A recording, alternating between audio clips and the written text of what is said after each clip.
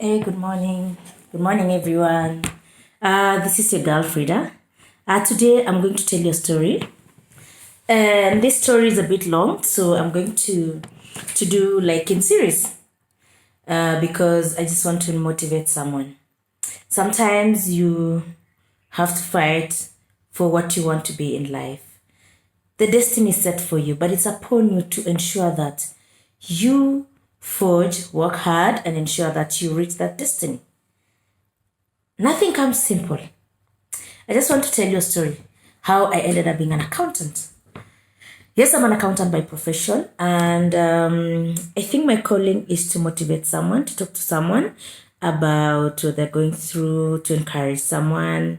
But today I'm going to use my own story, and this is very true story how I ended up in accountant. When I was young, at the age of 5, 6 years, I was lucky enough that I was old enough by the time the 10 shillings note was first out. I know some of you might not know how it looked like, but I know if you Google, you can get it.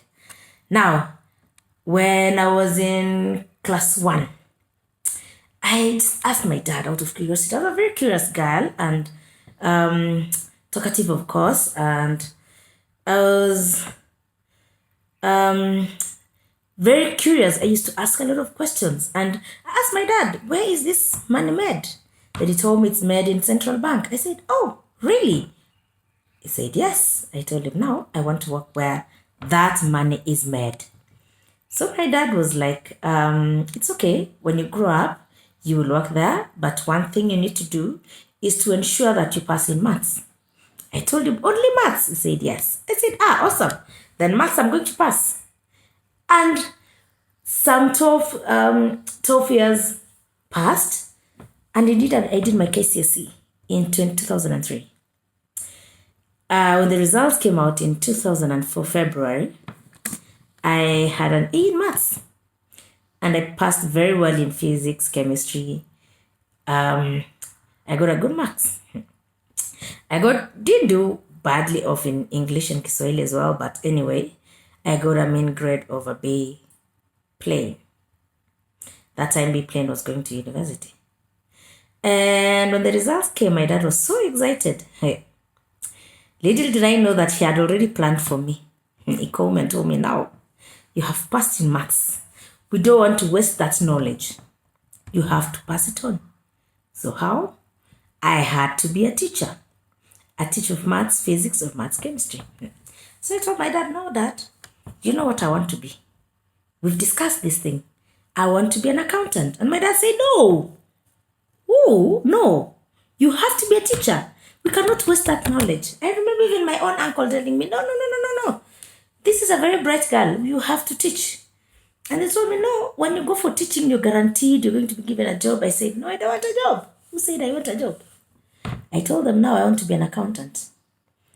They insisted, they called people to talk to me. I went through talking lectures, but I think my mind was made up. I was a very stubborn girl, but not stubborn in a bad way. I don't regret being stubborn because I enjoy what I'm doing currently. So my dad forced me and told me, "You have to go for teaching." One time in Eldoret, someone was called to come and talk to me. That was the principal, Kenya Science. And his message was, "Frida, you can do well in teaching. Please just come to Kenya Science if you don't want to." Kenya Science was last time and it was guaranteed job. I said, "No, I don't want." My auntie told me, "Now everyone in your family wants to be an accountant. We'll get a job for you." I said, "I don't need a job." I wanted to be just an accountant. And that time, of course, I wasn't conversant to what I was really longing for. And I was telling myself, no. If an accountant will work in Central Bank, that was it. And that was my dream, to work in Central Bank. I told myself, okay, fine. My dad refused and he was so adamant. What I did, I came to Nairobi. I asked my dad for some money. I don't remember how I told him, and he gave me 2,000 shillings. So when he gave me 2,000 shillings, I decided I was going to come to Nairobi. I packed my suitcase. I was in Eldoret. Then I packed my suitcase. There was a flower lorry coming to Nairobi. I hopped into it. I got a lift from Eldoret to Nairobi. but it was at night. So I left Nairobi at around 6:45, and I hadn't called my cousin. My cousin was working in KCB, and I was supposed to go to his house. I don't know where his house is. I had not called him. So what I opted to do was to go to his workplace. He used to work in the bank.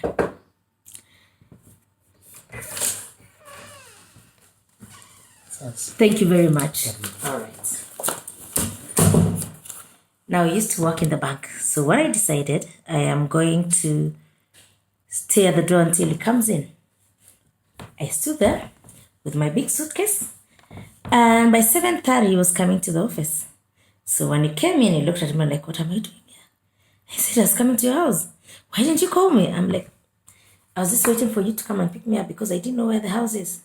So he told me, it's so unfortunate I have to go to the office, but you have to wait for me outside. He took my suitcase inside the office because now I had to wait until the official working hours official opening hours had arrived. So I decided, okay, fine, let me wait. So he took my suitcase and I waited. At exactly 9, he came out, picked me up, and took me inside. Now he asked me, you never come to my house. Now, how will I take you to the house and I'm in the office? Now, call your brother, who was in Utali, to take me to his house. So he called him. My brother came, took me to the house. I went to the house, waited for him. He came in the evening and now asked me what I was doing. I told him, I just want to come and register for CPA. I want to be an accountant, and my dad was insisting that I become a teacher. So he told me, how are you going to do it? I told him, don't worry, I have my plans. So that time, my elder sis, God bless her, had just gotten a job. And I called her, hey, Bailey, how are you? Fine. Can you help me with 10,000 shillings? He didn't ask me what I was going to do with the 10,000 shillings. He just told me, how are you going to get? I told him, I don't know. He told me, okay, fine, talk to Alfred, I'm going to send to his account in KCB. So my cousin was like, oh, okay, your sister sent you like 10,000 the next day. I'm like, thank you so much. He gave me the 10,000. Hopped into a matatu, went to Kasnep, not knowing the procedure, nothing. That was in 2005. 2005. It was June or May? May. Okay, so I decided I went to Kasnep. I now inquired, and I was told to go do a banker's check, all those blah, blah, blah, blah, blah. And I was told, we need your result slip or transcript, something like that. Did I even have? No. So I decided, now I asked someone there, how am I going to do? He told me, now, if you can make to go to Kabarak and get it, bring it. But the deadline for registration, I think it was a day before, 2 days too. Then he told me, if you can't manage, go to NEC. They just confirm your results to Kasnep, and then we'll register you. I said, okay, fine. Went to NEC, paid 1,000 shillings. They confirmed my results, sent it to Kasnep, went to both the bankers check, filled in the forms, delivered them, told them to wait for the confirmation from NEC. So I said, I'm going to go there after 1 week. Okay, I went, stayed in Nairobi, started looking for notes. So I had some friends, they connected me with people who had done CPA, they gave me notes, because I was telling myself, either way, even if my dad doesn't want to pay my school fees, then I will read on my own and be able to succeed. I was that determined. So I went home after 1 week confirming that I was registered with Kasnep. I had booked a place to do my exams, which was in Eldoret. So I decided, okay, fine, I have to go home. I went home and met my dad. Shock on him. He was so surprised to see that I've already registered and looked at me and said, okay, fine, I'll take you to school, but I don't have the money. Then I said, okay, I can read on my own. He said, no, I'll take you to Kabarnet and you're going to study there. I said, that is fine. I didn't have an objection. Anyway, I'll continue with the story on how I became an accountant tomorrow. Have a good day. I hope you enjoyed. Bye.